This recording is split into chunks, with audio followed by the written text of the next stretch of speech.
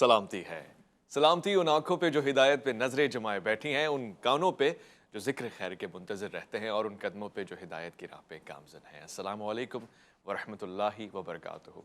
तमाम तारीफ़ें खुदाए बुज़ुर्ग बरतर के लिए जो वहदुल्ला शरीक है, न कोई सानी न कोई हमसर। दुरूद लामहदूद महबूब रब्बुल वदूद, राहतुल आशिकीन मुरादुल मुश्ताकीन, हज़रत मोहम्मद मुस्तफ़ा, आपकी आले पाक, आपके जानिसार अंसार और असहाब फरज़ानमन।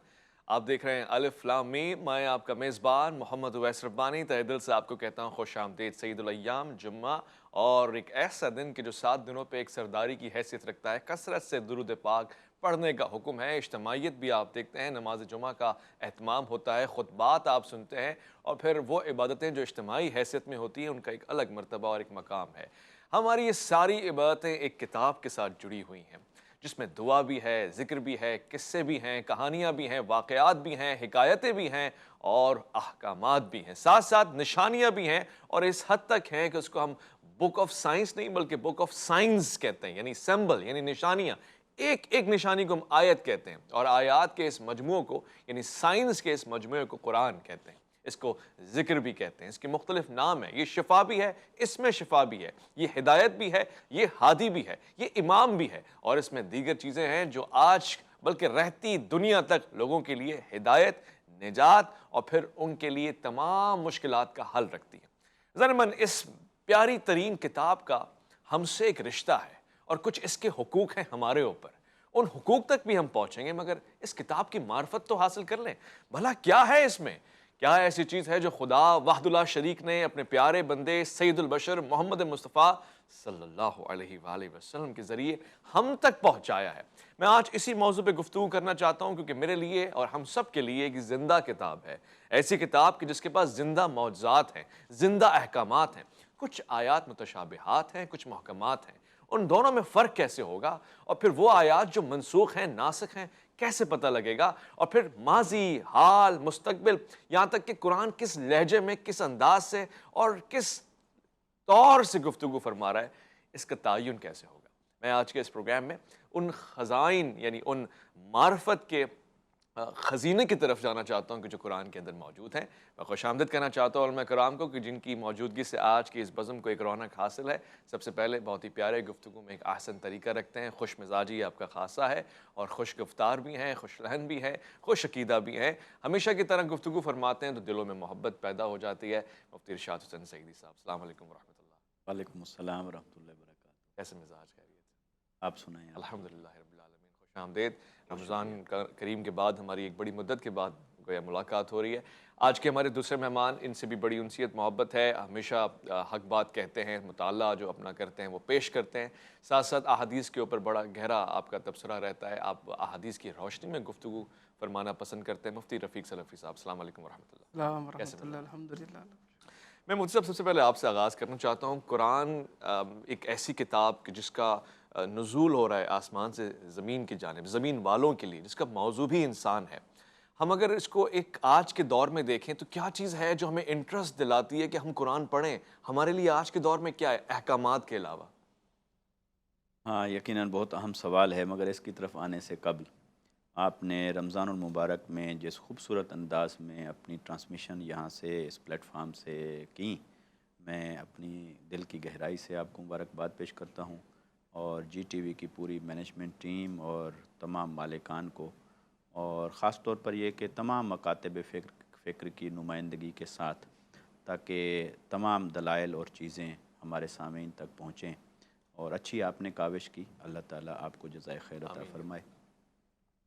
जहाँ तक आपके सवाल का ताल्लुक़ है कि ये बात तो ठीक है कि कुरान मजीद के अंदर अहकाम हैं कि हमें जिन चीज़ों का हुक्म दिया गया है, जिन चीज़ों से रोका गया है, मगर उलमाए किराम फरमाते हैं कि अगर उन तमाम आयात को जमा किया जाए, कम व बेश उसका अदद 500 के करीब बनता है कि जिन आयात से डायरेक्टली या इनडायरेक्टली सिर्फ़ अहकाम साबित होते हैं कि ये हलाल है, ये हराम है, ये फ़र्ज़ है, ये करो, और ये नहीं है, ये ना करो। अब देखिए कि बाकी जो कुरान मजीद की आयात हैं तो साफ ज़ाहिर है कि उसके अंदर और बहुत कुछ है, और वो क्या है? तो अल्लाह रब्बुल इज़्ज़त ने कुल कायनात के उलूम की मुबादियात को इस कुरान के अंदर जमा फरमा दिया है। اس لیے فرمایا تبیان لکل شیء، کہ یہ جو قرآن ہے یہ کل شے کا واضح بیان ہے۔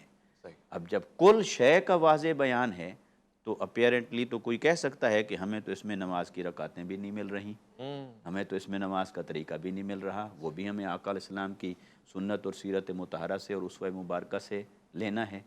اور تو سوال پیدا ہوتا ہے کہ پھر قرآن مجید نے کس معنی میں اسے کہا کہ اس میں کل شے کا بیان ہے؟ وہ اس معنی میں کہا گیا ہے کہ اس کے اندر اصول کے اعتبار سے، مبادیات کے اعتبار سے، حقائق کے اعتبار سے سارے موضوعات کا احاطہ کیا گیا ہے۔ لہٰذا کسی بھی موضوع کو لیں گے اس کی اصل آپ کو قرآن سے ملے گی۔ چاہے آپ سائنس کی طرف جائیں گے اس کی اصل بھی آپ کو قرآن میں نظر آئے گی، آپ سوشیالوجی کی طرف جائیں گے، کسی بھی معاشرے کی کیا اقدار ہونی چاہیے، اخلاقیات کیا ہونی چاہیے، اس طرف آپ جائیں گے، قرآن مجید آپ کو وہ ہدایت و رہنمائی دیتا ہوا نظر آئے گا۔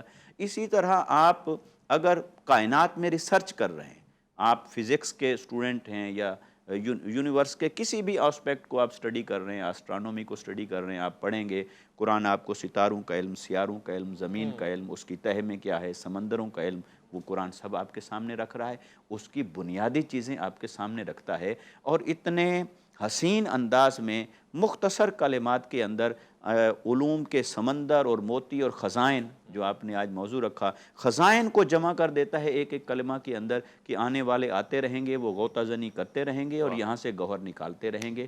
تو اسی طرح اگر آپ خود انسان کو سمجھیں جو ایک منی یونیورس ہے، اللہ تعالیٰ نے انسان کے بارے میں وہاں سے بیان شروع کیا جب انسان ماں کے پیٹ میں آتا ہے، اس کے مراحل کیا ہیں، وہاں کیسے کن کن مراحل سے گزر کر بچے کی پرورش ہوتی ہے، پھر اس کا جنم ہوتا ہے، پھر اس کے بعد انسان کے صرف وہاں سے ابتدا اور بگننگ کو نہیں بیان کیا، بلکہ ماں بعد کیا ہوگا، زندگی گزارنے کے بعد اس نے قبر میں جانا ہے، پھر کیا ہوگا، آخرت میں جانا ہے، پھر کیا ہوگا، یعنی کہاں سے عالم ارواح سے لے کر تو جنت اور دوزخ تک انسان کا سارا بیان اس میں مل رہا ہے ہمیں۔ تو ہم کہہ سکتے ہیں کہ جتنے موضوعات ہیں اور جتنے کائنات کے حقائق ہیں وہ اپنی اصل کے اعتبار سے اللہ رب العزت نے کلام مجید کے اندر سمو دیے ہیں۔ سبحان اللہ۔ اور یہی وجہ ہے کہ علماء کرام فرماتے ہیں کہ قرآن آقا علیہ السلام کا زندہ معجزہ ہے، یہ ایک ایسا معجزہ ہے کہ آج تک اس کی مثل نہیں لائی جا سکی، اور وہ چیلنج اللہ رب العزت نے قرآن مجید کے اندر دے دیا۔ وہ چیلنج بھی میں سمجھنا چاہتا ہوں، اب چونکہ سوال نکلا ہے، اب کبھی وہ کہتا ہے کہ آیات لے آؤ، پھر وہ کہتا ہے 10، پھر اس کے بعد پورا قرآن، یعنی اس میں فرق کیوں ہے؟ لوگ سمجھنے کے لیے کہتے ہیں کہ کیا پہلا چیلنج پورا ہوا اور پھر اگلا چیلنج آیا؟ نہیں، وہ یہ ہوا کہ پہلے قرآن نے بڑا چیلنج دیا، بڑا چیلنج کوئی نہ پورا کر سکا، پھر اس سے منیمائز کر دیا، پھر وہ بھی پورا کوئی نہ کر سکا، حتیٰ کہ جب سب سے چھوٹی سورہ مبارکہ نازل ہوتی ہے، سورہ کوثر، تو آقا علیہ السلام نے صحابہ کرام کو فرمایا اسے بیت اللہ کے دروازے پر لٹکا دیا جائے، تو کفار مکہ لگے رہے کہ اس کی مثل بنا لائیں، اِنَّا أَعْطَيْنَاكَ الْكَوْثَرَ فَصَلِّ لِرَبِّكَ وَانْحَرْ إِنَّ شَانِئَكَ هُوَ الْأَبْتَرُ، نہ بنا کے لا سکے، بالآخر آ کے انہیں اعتراف شکست کرنا پڑا، لکھنا پڑا، ما هو هذا کلام البشر، یہ کسی بشر کا کلام نہیں ہو سکتا۔ اچھا، پھر اس کے لفظ قرآن، اس کے معنی پر دیکھیں تو فولان کے وزن پر مبالغہ کا صیغہ ہے، سب سے زیادہ پڑھی جانے والی کتاب۔ اب یہ ٹائٹل قرآن کو کب دیا جا رہا ہے؟ جب ابھی یہ سروے ہی نہیں ہوا کہ دوسری کتابوں کے مقابلے میں کس کتاب کو کتنا پڑھا گیا اور قرآن کو کتنا پڑھا گیا۔ تو قرآن کے نام کے اندر ہی چیلنج پنہا ہے، گویا اللہ رب العزت نے یہ حقیقت کھول کر واضح فرما دی کہ دنیا میں اور بھی کتابیں ہوں گی، مگر اے قرآن کے نہ ماننے والوں، بے شک دنیا میں تمہاری آبادی زیادہ ہو قرآن کے ماننے والوں کے مقابلے میں، مگر تم سب مل کر کوئی ایک کتاب ایسی نہیں لا سکتے جو کم سے کم قرآن کے برابر پڑھی جا رہی ہو۔ سب مل کر، انسانیت مل کے بھی اس کا مقابلہ نہیں کر سکتی، اور نہ ماننے والوں کی تعداد زیادہ ہے اور ماننے والوں کی تعداد کم ہے، پھر بھی قرآن ہے، پھر یعنی بھی سب سے زیادہ پڑھی جانے والی کتاب۔ اور دیکھیے ایک پیشن گوئی بھی ہو گئی اور ثابت بھی ہو گئی، جس کا نام ہی ثابت اور حق ہو تو پھر اس کے اندر حق کے سوا اور کیا ہوگا۔ صاحب یہ بھی بیان فرمائیے کہ نزول وحی کے دوران کس طرح کی کیفیت رسالت مآب صلی اللہ علیہ وآلہ وسلم پہ ہوتی تھی؟ گویا جب قرآن آ رہا ہوتا تھا اس وقت اور اس کے بعد پھر آپ کس طرح سے اس کی تبلیغ فرمایا کرتے تھے؟ بہت اچھا سوال ہے اور موضوع بھی بہت اچھا ہے۔ جس طرح مفتی صاحب نے خراج تحسین پیش کیا رمضان کے آپ کی ماشاءاللہ پروگرام کے حوالے سے، میرا بھی دل کر رہا ہے کہ میں بھی خراج تحسین پیش کروں کہ ماشاءاللہ آپ نے کمال پروگرام کیے ہیں. پوری ٹیم کو، آپ کی انتظامیہ کو سب مبارکباد کے مستحق ہیں. جس طرح آپ نے دین کی اشاعت کا کام کیا ہے واقعی کمال ہے. اللہ رب العزت آپ کو اس کا اجر عظیم عطا فرمائے. وحی کے آنے کے طرق امام بخاری رحمہ اللہ نے کتاب بدء الوحی سب سے پہلا باب کتاب باندھا ہے. اس میں وحی کے طرق بیان کیے کہ وحی کس کس طرح آتی تھی اور وحی کی کیفیت کیا ہوتی تھی. سب سے پہلی وحی جو جناب محمد الرسول اللہ صلی اللہ علیہ وسلم پر نازل ہوئی وہ سورہ الگ کی 5 آیات تھی. مشہور واقعہ آپ غار کے اندر تھے اور آپ کی عادت مبارکہ تھی، آپ مختلف اوقات میں جایا کرتے، عبادت کیا کرتے. نبی بننے سے پہلے بھی اللہ رب العزت نے آپ کو معصوم رکھا. سبحان اللہ. تو اسی دوران جناب جبرائیل آئے اور اپنی اصلی صورت میں آئے، 600 پروں کے ساتھ آئے اور آپ کو دبوچا اقرا پڑھیں. اللہ کے رسول صلی اللہ علیہ وسلم نے فرمایا ما انا بقاری، میرا کوئی استاد تو ہے نہیں. پھر کہا اقرا پڑھیں، پھر کہا اقرا پڑھیں. اقرا بسم ربک الذی خلق، یہ آپ پر پہلی وحی نازل ہوئی. جب آپ گھر آئے، کیونکہ پہلے تو فرشتے کو دیکھا نہیں تھا اور اصلی صورت میں 600 پروں کے ساتھ اس طرح دبوچا جائے تو کیفیت میں خوف تھا، رونٹے طاری تھے. حضرت خطیۃ الکبریٰ تسلیاں دیتی ہے، قریب آئیں، آپ پریشان کیوں ہیں؟ کہنے لگے زملونی زملونی دثرونی دثرونی، ختیجہ مجھے چادر دو، مجھے اوڑھنی دو. آج میں نے وہ چیز دیکھی ما رأیت قبلہ قط ابدا، جو اس سے پہلے کبھی نہیں دیکھی. حضرت ختیجہ قریب آئیں، تسلیاں دینا شروع کی. آپ پریشان کیوں ہوتے ہیں؟ آپ خوف زدہ کیوں ہوتے ہیں؟ فواللہ لا یخزیک اللہ ابدا، اللہ آپ کو کبھی ضائع نہیں کریں گے. آپ کے اندر یہ خوبیاں ہیں اور کمال صفات اللہ نے آپ کو دی ہیں، اللہ آپ کو کبھی ضائع نہیں کریں گے. پھر لے کے گئی ورقہ بن نوفل کے پاس، انہوں نے کہا آپ نبی بننے والے. سبحان اللہ. تو ایک تو یہ کیفیت تھی وہی آنے کی کہ فرشتہ اپنی اصلی صورت میں آتا. دوسری یہ کیفیت ہوا کرتی کہ کسی شخص کی شکل میں آ جایا کرتے، اور زیادہ شخصیت کی شکل میں. اور زیادہ تر اللہ کے نبی علیہ السلام کے ایک صحابی تھے حضرت دحیہ کلبی رضی اللہ تعالیٰ عنہ، ان کی صورت کے اندر جناب جبرائیل علیہ السلام آیا کرتے تھے.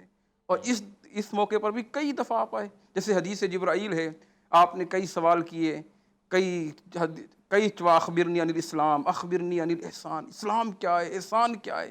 جب چلے گئے تو اللہ کے نبی فرماتے ہیں جانتے تھے یہ کون تھے؟ صحابہ نے کہا نہیں. کہا یہ جبرائیل تھے. اتاکم لیعلمکم دینکم، تمہارے پاس آیا تاکہ تمہیں دین سکھا دیں، تمہیں شریعت سکھا دے. تو یہ بھی وحی کے ایک طریقے ہوا کرتے. او من وراء حجاب، تو قرآن کریم میں اللہ نے پوری ذکر کیا تو قرآن کریم کی بڑی فضائل بھی ہیں، مناقب بھی ہیں، اور وحی کے طرق ذکر کیے امام بخاری رحمۃ اللہ علیہ نے اور کثرت کے ساتھ ذکر کیے. تو اللہ رب العزت نے جو آپ پر وحی نازل کی کمال ہے. جیسا قاری صاحب ذکر کر رہے تھے، عظیم معجزہ ہے، اور یہ معجزہ آپ صلی اللہ علیہ وسلم کی صداقت پر یہ دلیل ہے. قرآن کریم چیلنج کیے، قل ان اجتمعت الانس والجن، پہلے بڑا چیلنج کیا، ابھی قرآن اس جیسا لا کے تو دکھاؤ، اس جیسی کتاب لا کے تو دکھاؤ. کہا لا یاتون بمثلہ ولو کان بعضهم لبعض ظہیرا، اس جیسی کتاب نہیں لا سکتے اگرچہ ایک دوسرے کے معاون اور مددگار کیوں نہ بن جاؤ. یہ کتنا بڑا اعجاز تھا. عرب میں فصیح تھے، بلیغ تھے، منطقی تھے، بڑے نحوی اور صرفی تھے، بڑے شاعر اور ساحر تھے، سارے کے سارے عاجز آ گئے. کہا اچھا 10 صورتیں تو لے آؤ، قل فاتوا بعشر، 10 صورتیں تو لے آؤ. 10 صورتیں بھی نہیں لا سکے. کہا ایسا کرو 1 صورت لے آؤ، 1 آیت لے آؤ، قل ان کنتم فی ریب مما نزلنا، قرآن پڑھیے. کہا فإن لم تفعلوا ولن تفعلوا، 1 آیت بھی نہیں لا سکے. کتنا بڑا اعجاز ہے. وہ کہنے پر مجبور ہو گئے یہ کسی شاعر کا کلام نہیں ہے، یہ کسی ساحر کا کلام نہیں ہے، یہ کلام لگتا ایسا ہے کہ یہ رب العالمین کا کلام ہے. سبحان اللہ. تو یہ قرآن کا اعجاز ہے. اور نبی علیہ الصلوۃ والسلام نے اس کے فضائل قرآن کریم میں بے شمار بیان کیے. ہمیں اپنا تعلق قرآن سے جوڑنا چاہیے. خیرکم من تعلم القرآن وعلمہ، اسے یاد رکھنا چاہیے کہ سب سے بہتر وہ ہے جو قرآن پڑھے اور پڑھائے، قرآن سیکھے اور سکھائے. دین کا مجموعہ اس قرآن کے اندر ہے، علم کا مجموعہ اس قرآن کے اندر ہے. بے شک ایسے. اچھا، ہم چونکہ خزائن القرآن کی بات کر رہے ہیں، آپ کی باتیں اتنی قیمتی ہیں، یہ بھی میں نے ابھی ایک پل کے لیے محسوس کیا. اور ضمن جب میں یہ بات سن رہا تھا علماء کرام کی، مختلف کتابیں مختلف زبانوں میں آئی ہیں، اور پھر وہ بیسٹ سیلنگ بکس کیوں نہ ہوں اپنے زمانے کی، وہ اسی زمانے میں رائج زبان کے سننے پڑھنے والوں کی خریدی ہوئی کتابیں ہیں، یعنی ان تک موجود ہیں. مگر قرآن کا یہ بھی ایک معجزہ ہے کہ جس کی زبان نہیں ہے اس کے پاس بھی ہے، اور جس کی زبان ہے اس کے پاس بھی ہے، اور ویسے ہی معنی رکھتی ہے اور وہی وہ لطافت رکھتی ہے. اس کے علاوہ بھی کچھ کتابیں بچوں کے لیے ہیں، کچھ بڑوں کے لیے ہیں، کچھ بزرگوں کے لیے ہیں، کچھ مردوں کے لیے ہیں، کچھ عورتوں کے لیے ہیں، یہ کیٹیگریز ہے۔ مگر قرآن کا ایک اور معجزہ یہ ہے کہ ہر عمر کا پڑھنے والا اس سے استفادہ کر سکتا ہے، یہ اس کے لیے ہے۔ ایک مختصر سا وقفہ لیں گے، لوٹ کر آئیں گے، مزید خزائن کو جھانک کے دیکھیں گے اور اپنی جھولی میں بھرنے کی کوشش کریں گے۔ الف لام میم میں آپ کا انتظار ہے۔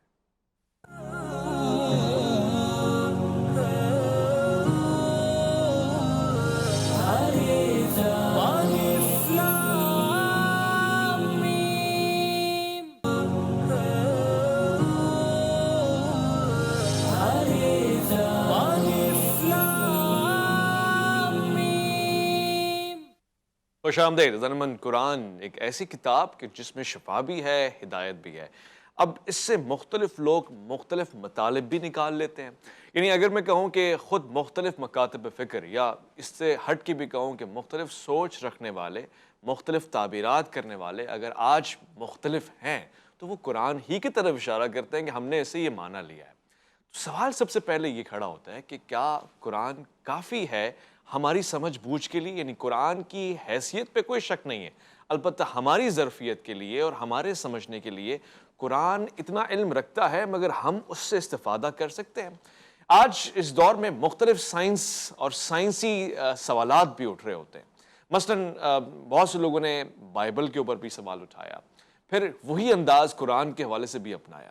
اور میں یہ سوال پوچھ بھی لوں کہ مفتی صاحب، لوگ وہ حضرات جو سائنس پہ بڑا یقین بھی کرتے ہیں یا پھر اس میں جو بدلاؤ آتا ہے، جدت آتے ہے، اس پہ اعتبار کرتے ہیں، وہ یہ سوال پوچھتے ہیں کہ کیا قرآن میں سائنس کے حوالے سے بھی گفتگو کی گئی ہے؟ کیا سائنس اور قرآن متضاد تو نہیں ہے آپس میں؟ اور مثلاً کہ دنیا ساکت ہے یا گردش میں ہے، بہت سے لوگ کہتے ہیں جی قرآن میں یہ لکھا ہوا ہے کہ دنیا ساکت ہے، زمین ساکت ہے، تو اس میں ذرا رہنمائی فرمائیں۔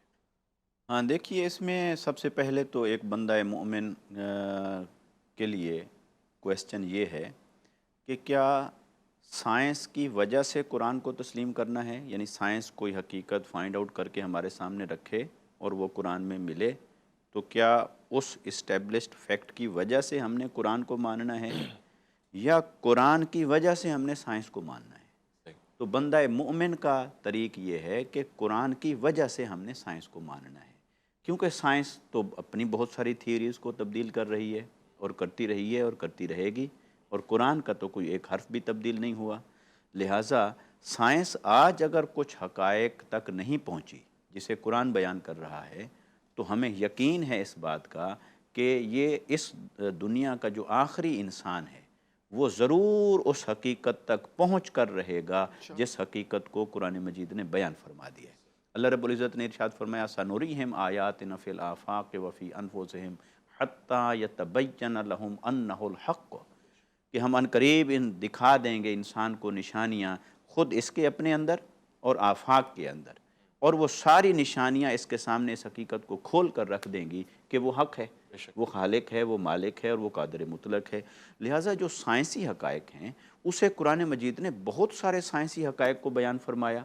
اور دیکھیے، جہاں قرآن آپ نے زمین کے یا چاند ستاروں کے ساکت، سورہ یاسین میں اللہ رب العزت نے ارشاد فرمایا کل فی فلک یسبحون، ستاروں اور سیاروں کا ذکر فرمانے کے بعد فرمایا کہ وہ سارے کے سارے آسمان میں تیر رہے ہیں، تو گویا ان کے متحرک ہونے کو قرآن نے بیان کیا، ٹھیک ہے۔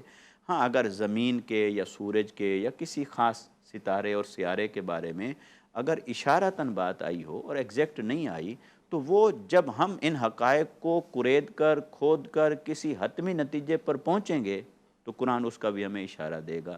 اسی طرح قرآن مجید نے انسان کی تخلیق کے حوالے سے بہت سارے حقائق بیان کیے، کائنات کی تخلیق کے حوالے سے بہت سارے حقائق بیان کیے، سمندروں، ہواؤں اور پانی کے حوالے سے بہت سارے حقائق کو بیان کیا۔ ان میں سے کچھ کو سائنس دریافت کر چکی ہے اور سرنڈر کر چکی ہے، اور جن تک ابھی نہیں پہنچی تو ہمارا ایمان ہے، ہمارا بلیو ہے کہ ان تک بھی سائنس پہنچے گی۔ ابھی تھوڑی دیر قبل آپ نے ایک بات کی اور وہ بڑی خوبصورت اور لطف انگیز بات ہے کہ دیکھیے قرآن مجید بطور کتاب کے ہم دیکھتے ہیں ایک قاری ہوتا ہے، کتاب ہے، اگر ان کا علمی لیول 19-20 میچ کرتا ہے تو وہ کتاب اس کے لیے انٹرسٹ کا باعث ہوتی ہے، وہ پڑھتا ہے اسے، ورنہ نہیں پڑھتا۔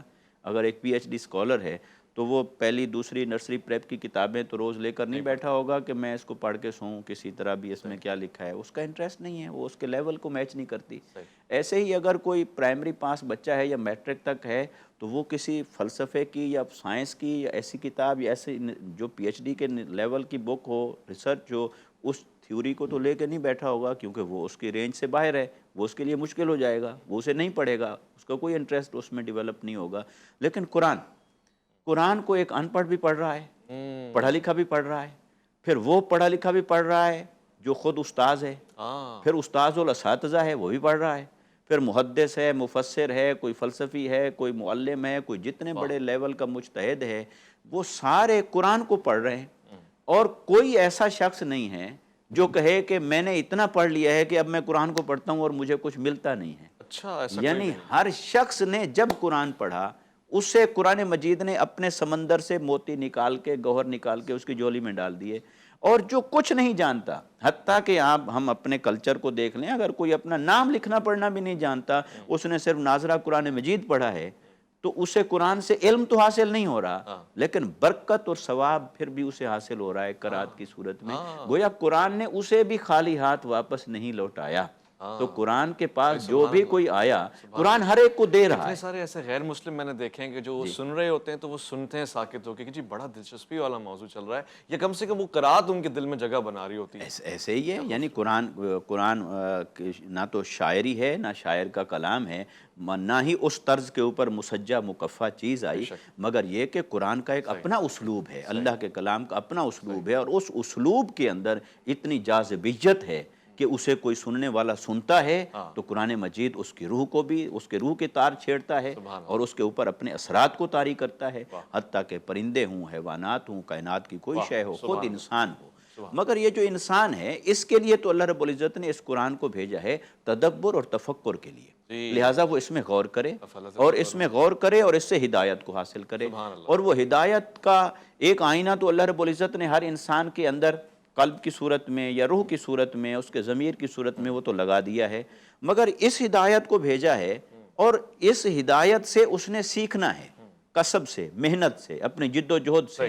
اور پیمانہ جو اس کا ہوگا، پیمانہ اس کا یہ ہوگا، عقل سے بھی سمجھے، لغت سے بھی سمجھے، مشاہدات سے بھی سمجھے، تاریخ سے بھی سمجھے، لیکن جہاں کہیں کوئی چیز متنازع ہو جائے اس پر یا مشتبہ ہو جائے اس پر، اس کا پیمانہ وہ رسول اللہ صلی اللہ علیہ وسلم کی ذات کو بنایا گیا ہے، لہٰذا پھر وہی معنی لیں گے، وہی تعویل، تفسیر، تشریح لی جائے گی قرآن کی، جو آقا علیہ السلام نے اپنی سیرت مطہرہ سے یا اپنے قول اور فعل سے فرما دی۔ بے شک ایسے ہی، سبحان اللہ۔ سوالات میرے پاس بہت سارے ہیں، اور ظاہر قرآن کی بات ہو رہی ہے تو ایک ایسا لامحدود سمندر ہے، ایک ایسا بحر ہے کہ جس میں ہم کوشش کر رہے ہیں اپنے آپ کو سنبھالتے ہوئے غوطہ ہو جائیں، نوادرات اٹھائیں، جوہرات اٹھائیں اور پھر لا کے آپ کے سامنے رکھیں۔ مثلا آج کی نسل یہ سوال کرتی ہے، گویا قرآن سے تو بہت کم دوستی رکھی ہے، مگر اس کے باوجود وہ کہتی ہے کہ کیوں ہم اپنی زبان میں قرآن نہیں پڑھ لیتے، یعنی فقط تراجم پڑھ لیں یا فقط نماز میں انہی زبانوں کے ذریعے اللہ رب العزت سے گفتگو کریں جو ہماری قومی مادری زبان ہے۔ کیا یہ ممکن ہے؟ کیا قرآن کا عربی انتخاب کرنا بھی کسی وجہ سے ہے؟ کوئی اس میں خزانہ موجود ہے؟ ہم اس پہ بات کریں گے، ایک مختصر سا وقفہ ہے، جب لوٹ کر آئیں گے الف لام میم میں آپ کا انتظار رہے گا۔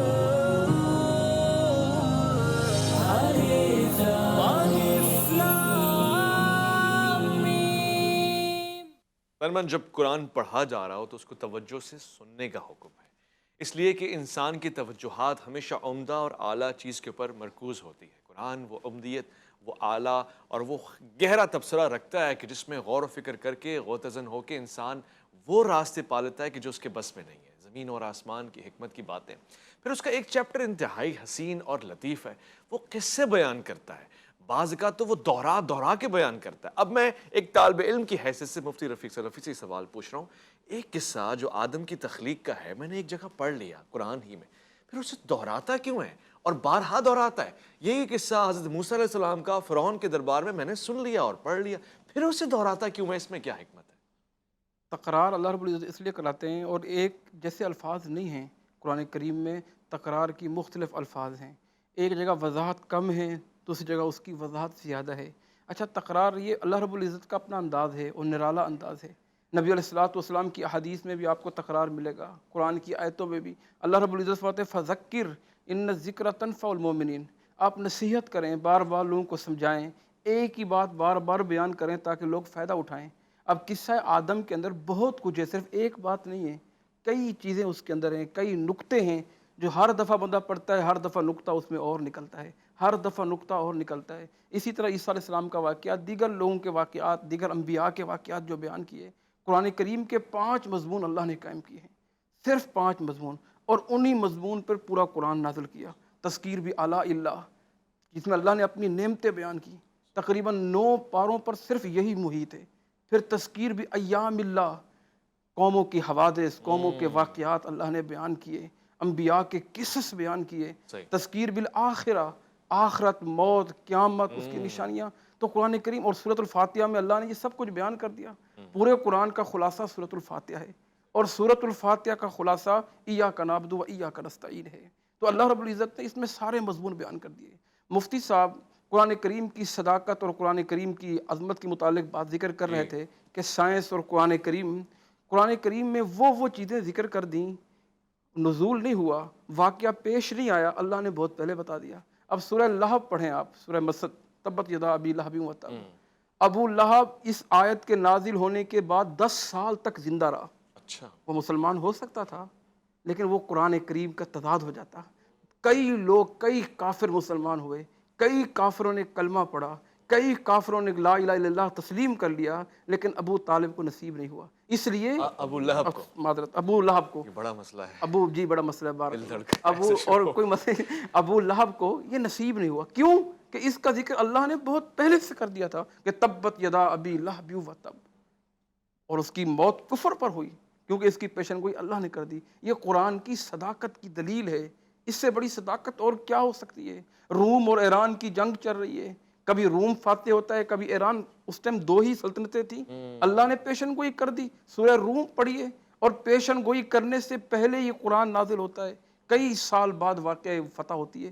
تو قرآن کریم یہ سب صداقت کی دلیل ہے، قرآن کریم کی عظمت اور رفعت کی دلیل ہے۔ لہذا آپ نے جو سوال کیا تو اس کے متعلق ہمیں غور و خوض کرنا چاہیے اور قرآن کریم سے بھرپور استفادہ کرنا چاہیے۔ خیرکم من، میں ذکر کر رہا تھا، بات رہ گئی، خیرکم من تعلم القرآن وعلمہ، کہ ہمارا تعلق قرآن سے ہونا چاہیے۔ لوگ ہم صرف رمضان میں پڑھتے ہیں، نہیں، رمضان میں نہیں پڑھنا چاہیے۔ مسلمان کی ہر صبح رب کے قرآن سے ہونی چاہیے۔ آپ تلاوت کریں، آپ دیکھیں کتنے فائدے ہوتے ہیں، قرآن کریم سے سیکھیں۔ اللہ فرماتے ہیں ھدی للمتقین، یہ ہدایت کا سر چشمہ ہے، اسے پڑھیں تو صحیح، اس سے ہدایت تو حاصل کریں۔ اللہ فرماتے ہیں یہ کتاب لا ریب فی، شکوک سے، شبہات سے، ریوب سے مبرہ کتاب ہے۔ فإن اللہ یرفع بہذا الکتاب اقواما، اللہ اس کتاب کے ذریعے لوگوں کو عزتیں عطا کرتا ہے، جو اس سے تعلق جوڑتے ہیں، جو اس کو پڑھتے ہیں، جو اس سے ہدایت کو حاصل کرتے ہیں، جو اس کی تفسیر پڑھتے ہیں۔ آج لوگوں نے بین لگا دیا کہ تفسیر نہیں پڑھنا، مطالعہ نہیں کرنا، بہک جاؤ گے، نہیں، قرآن فرماتا ہے وَلَقَدْ يَسَّرْنَا الْقُرْآنَ لِلذِّكْرِ فَهَلْ مِن مُدَّكِرٍ، اور بہکو گے نہیں، ہدایت پہ آؤ گے۔ یہ کتاب بڑی حسان کتاب ہے، اللہ رب العزت فرماتے ہیں فَهَلْ مِن مُدَّكِرٍ، کوئی ہے پڑھنے والا، کوئی ہے غور کرنے والا، کوئی ہے تفکر کرنے والا۔